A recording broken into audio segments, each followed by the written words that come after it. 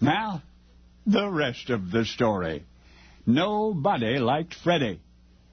At least it certainly seemed that way. His own father detested him, as did his sister Amelia. His mother said she wished 100 times a day that he were dead.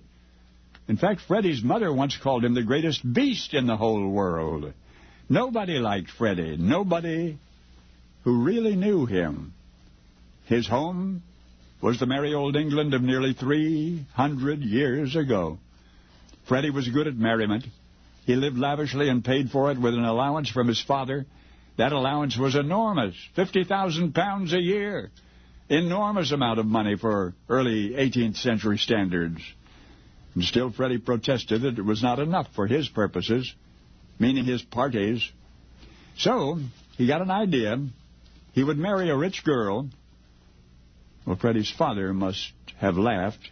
He remembered how his son's earlier engagement had ended in disaster, a scandal the family had yet to live down. So, what wealthy woman in her right mind could possibly fall for Freddie? Ooh, he should not have asked that question. You see, the bold young Freddie asked for an audience with the elderly Duchess of Marlborough, and he really charmed the old lady, presented himself as a dashing gentleman with excellent prospects, and then he asked for the hand of the Duchess's favorite granddaughter. Now Freddie could really pour on the charm when he wanted to. Now more than ever he wanted to, and he succeeded. He beguiled the elderly Duchess into believing his motives were entirely romantic, and she granted her permission. The newly approved couple would be married at the earliest convenience. What of the dowry? Freddie asked. According to custom, the groom should receive a substantial dowry from a young lady as high-born as the Duchess of Marlborough's granddaughter. And the Duchess agreed. And the dowry was set, 100,000 pounds. So, Freddie's financial worries were over. Oh, one thing more. Freddie said that a small wedding would be nice, that a private wedding would be better. Best of all, of course, he said, would be a secret wedding. And do you believe it? The Duchess agreed even to that, the secret wedding. The ceremony would be held at her lodge in Windsor Great Park in secrecy. Freddie's reasoning, of course, was that if his family or his family's friends were to discover what he was up to, they would surely try to stop him.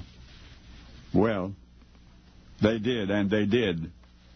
The marriage of Freddie and the Duchess' granddaughter was not to be. And so was the high-born young lady spared for better things. She would marry another and become the Duchess of Bedford. And that's the way it happened the first time. The first time. You see, Freddie was Frederick Louis, the Prince of Wales, the heir to the throne of England, some 300 years ago.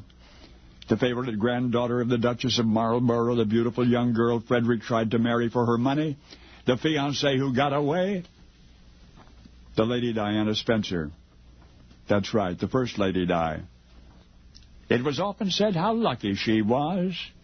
Well, that is so.